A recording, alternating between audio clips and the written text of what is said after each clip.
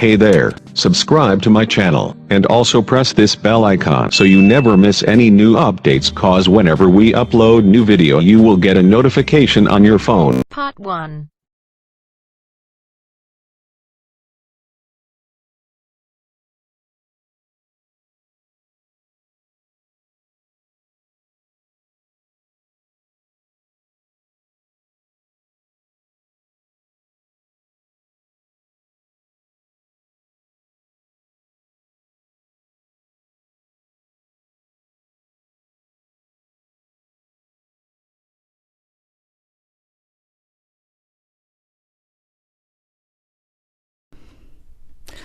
You will hear a conversation between Harry and Andrea, two students who have just finished their final exams.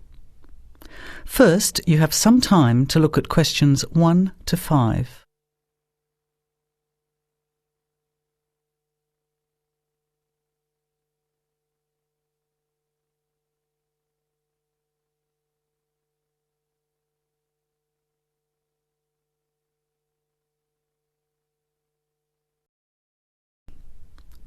Now, let's begin. Answer the questions as you listen. You will not hear the recording a second time. Listen carefully to the conversation and answer questions 1 to 5. Hi Andrea, how are you feeling now that exams are over? It's fantastic to have finished, isn't it? And to sleep in every morning. What about you? Well, I've been catching up on sleep too, but I've got a lot to do before I leave for England. Perhaps you could give me some advice. I've got a lot of things I can't possibly take back with me, but I don't know what to do with them. Well, it depends on what sort of things they are, and whether you're thinking of giving them away or selling them. Well, almost everything. Furniture, the fridge and other kitchen stuff that I bought from the previous tenant. But the new people have already got what they need, so they're not interested in buying stuff from me. I can't afford to give it away, but I'm not sure how to sell it all. Oh, and there are some clothes and books as well. Why can't you take them? The books are really heavy. It's so expensive if you exceed the airline baggage allowance. And the clothes just won't all fit in my suitcase. It's amazing how much stuff I've accumulated since I've been here. Anyway, I don't think I'll need as many summer clothes in England as I have here in Australia. I see. Well, there are several alternatives. First of all, you could put up notices around the university about the books. You know, on the notice boards in the Student Union building and in the economics department. Anywhere second and third year students will see them. People are always keen to buy cheap textbooks. OK, what should I say on the notices? Just put the titles, authors and price you want, your name of course, and maybe put your phone number on those little tear-off tags. That's a good idea. And what about the furniture? You could try doing the same thing, but usually students are away all summer, so they don't want to buy furniture now.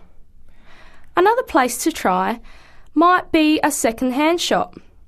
Someone from the shop will usually come around and give you a free quote, and then you can decide. But you don't usually get much money for that sort of stuff. Before you hear the rest of the conversation, you have some time to look at questions 6 to 10.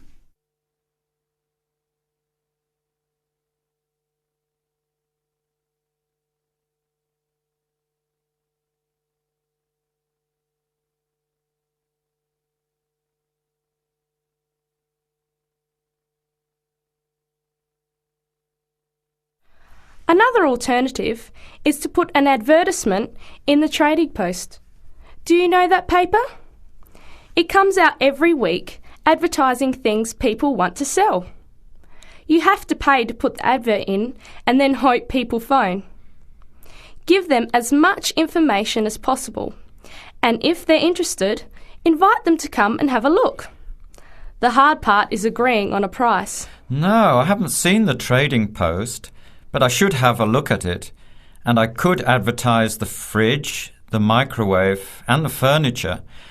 But the kitchen stuff isn't really that good. You know, old cutlery, a few pots and pans and some plates and things. What shall I do with them? Well, another option is to donate the kitchen things to a charity shop. You know, like the Salvation Army or St. Vincent de Paul. Why don't you get a second-hand shop to give you a quote first? Yes, I could do that. Find out how much they'll give me and then decide whether to sell them or give them away. But I've still got the clothes. A charity shop will take them too, as long as they're in good condition. And even though you don't get any money, at least you know that someone who really deserves some help has benefited. That's a good point. I'll advertise the expensive stuff, the furniture, and donate the clothes and kitchen stuff. Let's go and buy a trading post and you can help me write the advert. Well, actually, I'm interested in buying the fridge and the microwave, depending on the price, of course. OK, let's see how good you are at bargaining.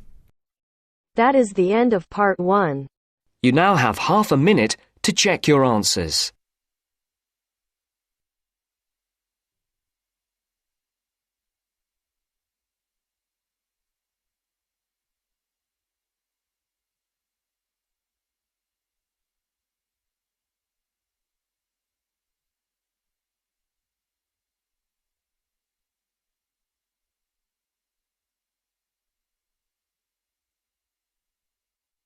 Now turns to part 2.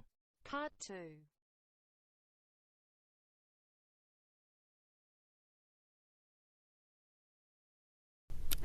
You will hear a phone conversation giving information about a health and fitness centre. Before you hear the talk, you have some time to look at questions 11 to 16.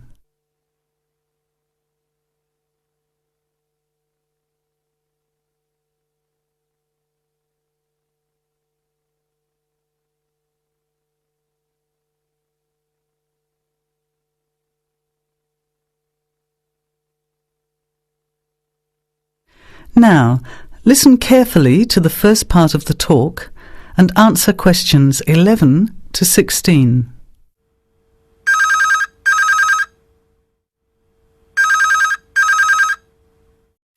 Hello? Hello, is that Miss Heidi Jones? Yes. Good morning, Miss Jones. I'd like to take a few minutes of your time to tell you about the Seven Oaks Health and Fitness Centre, which is in your suburb. Would that be convenient? Okay. Well, the centre's not far from you. It's on the corner of Marion Street and Giles Street and has a large car park. It's open every day of the week, opening on weekdays at 6 a.m. and at 9 a.m. at the weekend. It closes at 9:30 p.m. Monday to Friday and on Saturday at 4 p.m. and Sunday at 2 p.m. We also have childcare Monday to Saturday from 9 in the morning until midday for a small extra charge, so you can leave your children in safe hands while you attend one of our classes, or perhaps have a swim, or if you just want to relax in the spa and sauna or steam room. Talking of classes, we have a very wide range which are designed to suit all different levels of fitness and individual needs. I mentioned the pool just now. Well, in addition to swimming laps or just relaxing, we also offer aqua aerobic classes, which are 45-minute classes that use the therapeutic effects of water. This provides a very safe and effective exercise and is suitable for all fitness levels, as well as being a lot of fun. Many people who haven't been exercising for a while start in the aqua classes, as do people who need to take care after hospital surgery, for example. These classes are very popular and are scheduled every weekday, Monday to Friday, and on Saturday afternoon and Sunday morning. Another very popular activity in the pool area is learning to swim, and these swimming classes are held at 4 p.m. every weekday and in the mornings at the weekend. By the way, they're open to both adults and children of any age. Before the talk continues, You have some time to look at questions 17 to 20.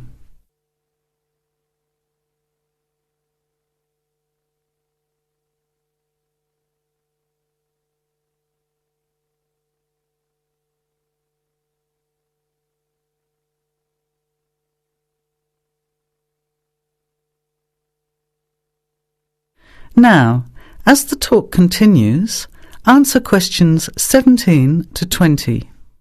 Now, it would take too much of your time to tell you in detail about all our programs, as we have a very wide range of activities at different times. However, I'll just outline some of them. Our super circuit classes are extremely popular, and you get a good aerobic workout while toning your muscles.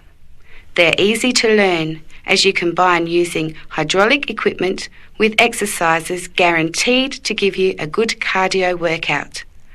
The teachers are very good and there's a fun atmosphere. And the classes are very effective in assisting weight loss, relieving stress, lowering blood pressure and generally increasing fitness. Oh, and I haven't mentioned our range of aerobic and step classes of different types which suit all levels. Our specially designed aerobics room holds over 55 people, and our highly qualified and trained staff can advise you as to which class might suit you. We are inviting you to a free 1-week trial period when you can come and try any of the classes or activities before you make the decision to join. By the way, there is also a large and very well-equipped gym where we offer free fitness assessments, and you can have an individual program designed just for you. Also, the cardiovascular room has the latest range of machines which help you burn fat, increase your fitness, or just warm up. They're very popular, as you can forget all about the calorie burning by watching your favourite music videos on TV while you exercise. Right now we have a very special new member joining fee offer, which allows 2 memberships for the price of 1, a real bargain. So if you can, bring along a friend who'd like to get fit as well in time for summer. Come along and try us out. You can meet the staff. Try out some of the classes for a week, absolutely free. And then, if you like us, sign up for only $110 each for 6 months. Thanks for taking the time to learn about the centre, and I hope we'll see you there soon, Heidi. I'll put one of our brochures in the mail for you right now. Bye for now. That is the end of part 2. You now have half a minute to check your answers.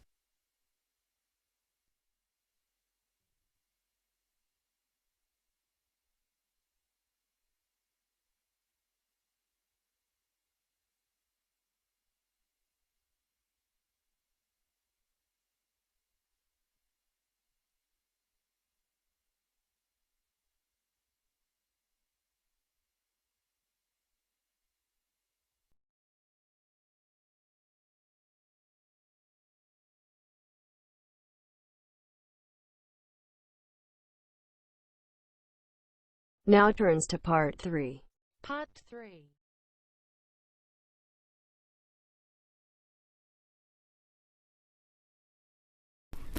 You will hear 2 business studies students, Evelyn and Mark, preparing for a seminar presentation.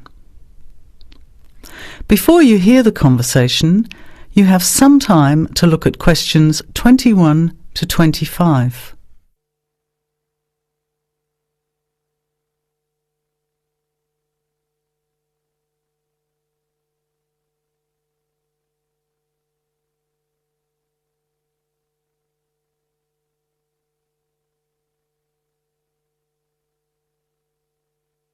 Well, I think the marketing of food would be a good topic. I read a very interesting article the other day about the Canadian food market. I suppose everybody's interested in food, even if it's trying not to eat. Why Canada? I know that's where you come from, But isn't it just all North America, really? No, that's why I thought this article was interesting. Although lots of US companies are well established in Canada, and vice versa, there are still subtle differences between the two markets. It says here, the Canadian market is definitely not a northern clone of the US. I like that. And it says that if you understand these differences, it can have a big impact on successful food marketing. So I know that Canada has a big French-speaking population in Quebec. Is this what they're referring to? Not only French and English speakers, there are many different ethnic groups in Canada. It's really quite multicultural. For example, Toronto has large Asian and Italian populations, and Vancouver's got a large Asian population too. And because Canada's population is small, these groups make quite an impact, introducing new styles of cooking. So you can see lots of unfamiliar vegetables and things in the markets, and new restaurants are opening every day. It's great if you love trying out new foods, as many people do.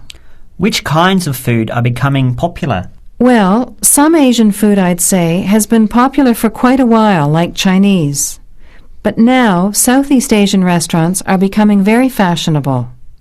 Then there's Mediterranean, of course, such as Greek, Italian, and so on. But Caribbean and Mexican food is really taking off among young people these days. So are the supermarkets starting to stock the ingredients that are needed to prepare these foods at home? You know, all those unusual condiments and sauces. Yes, that's right. It's quite interesting going to the supermarket, isn't it? And noticing how they're introducing sections for foods of different nationalities. You can buy quite exotic products locally these days. The article mentioned that 80% of the Canadian retail market is controlled by 8 major national supermarket chains, so that when they introduce changes, they can happen quite rapidly. Okay, well, how are we going to organise this seminar then? I made some notes on the trends in the Canadian market, about changing tastes, and also patterns for where food is consumed. I thought maybe we could summarize it into a chart or table, and maybe use the overhead projector to present it. Good idea. Maybe I could have a look for similar trends and tastes in Australia and the UK for comparison.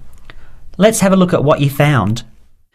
Before the conversation continues, you have some time to look at questions 26 to 30.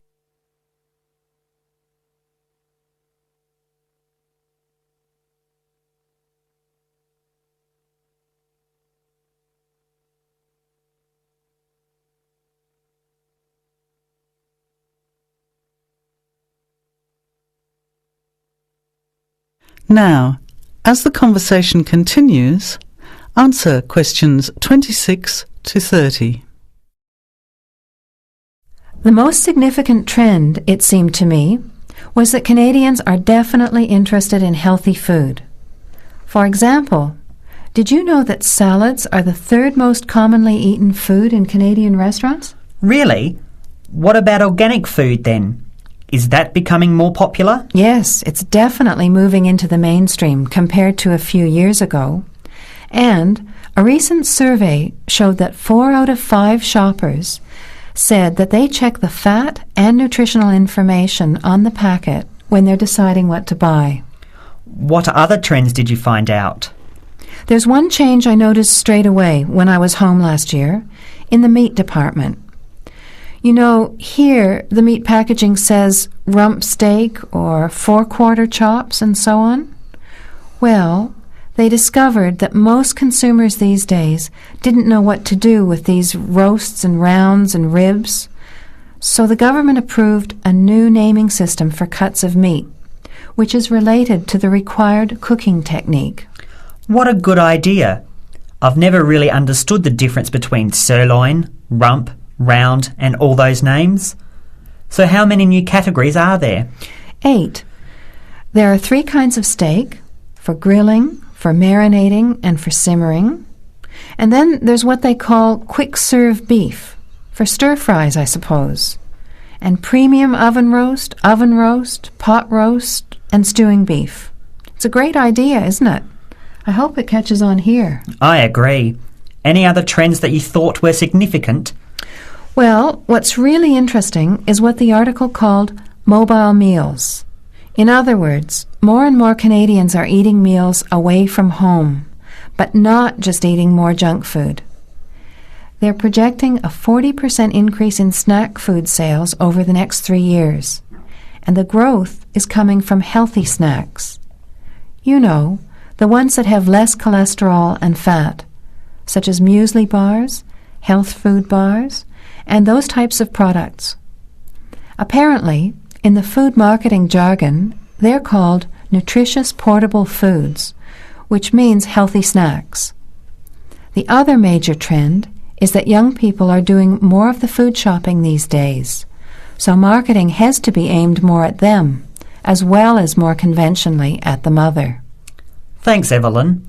I think we'll have an interesting discussion about these trends and the comparisons with other English-speaking countries. I'll see if I can get some information about them to compare with yours, and meet you on Friday to put it together. See you then. Bye.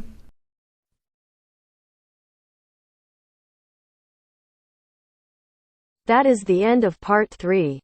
You now have half a minute to check your answers.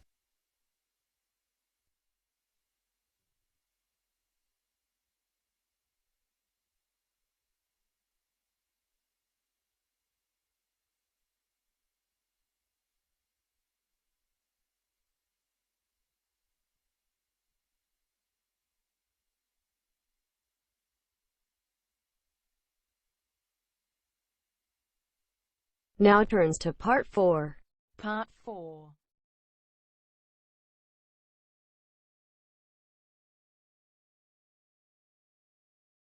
You will hear a talk given by Dr. Miranda James. First, you have some time to look at questions 31 to 35.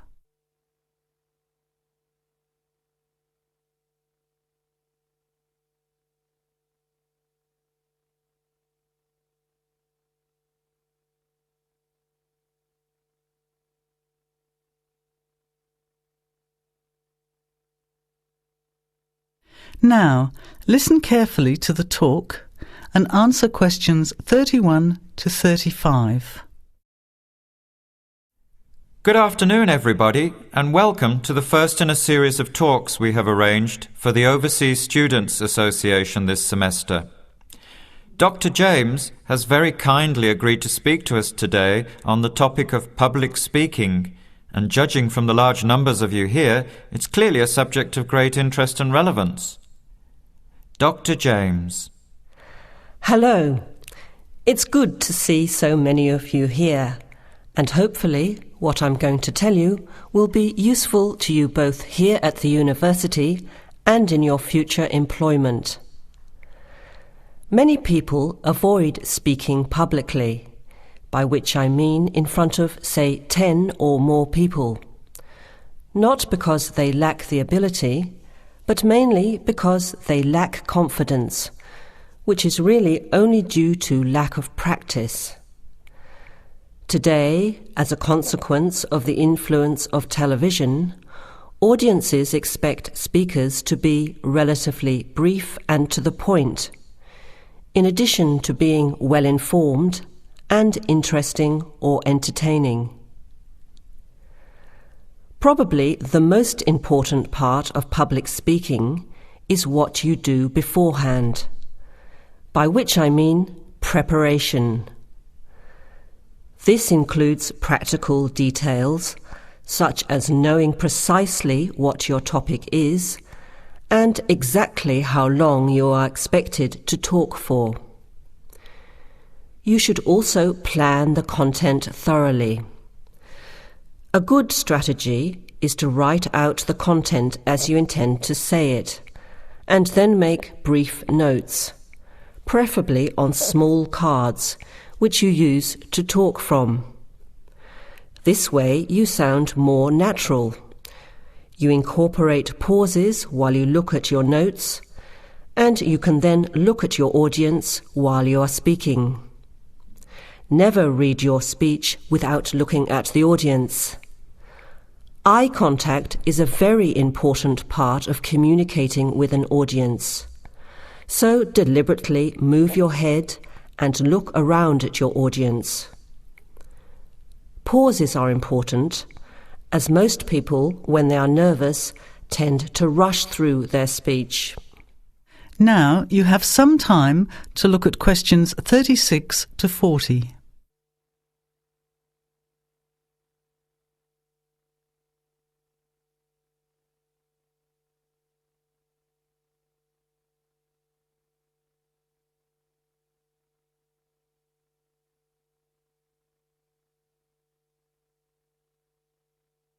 Now listen and answer questions 36 to 40. Practice speaking slowly. This gives you more time to pronounce your words correctly. It's always easier for your audience to listen to someone whose speaking is clear and calmly paced, so that they can understand the ideas being explained. And the bigger the group, the more slowly you should speak.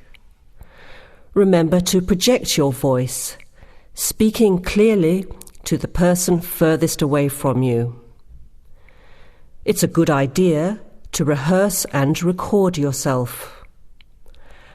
Pay attention to your intonation when you listen to yourself. It's even harder if you're speaking in a second language, I would imagine. But there's nothing worse than listening to a flat, monotonous voice. So try to vary your tone and rhythm. This will add meaning to your words. Lastly, pay attention to both your posture and your gestures. A confident person stands or sits in a small group with their head up, chin out, and shoulders back. Try to avoid scratching or fiddling with your hair or beard, or pens, jewellery, and so on. These movements can distract and irritate your audience. Yet you may be unaware of them yourself. Another reason for rehearsing, preferably with feedback from a friend, or better still, on video. I hope these few tips will make your experience of speaking in public a little easier. Remember, practice makes perfect. That is the end of part 4. You now have half a minute to check your answers.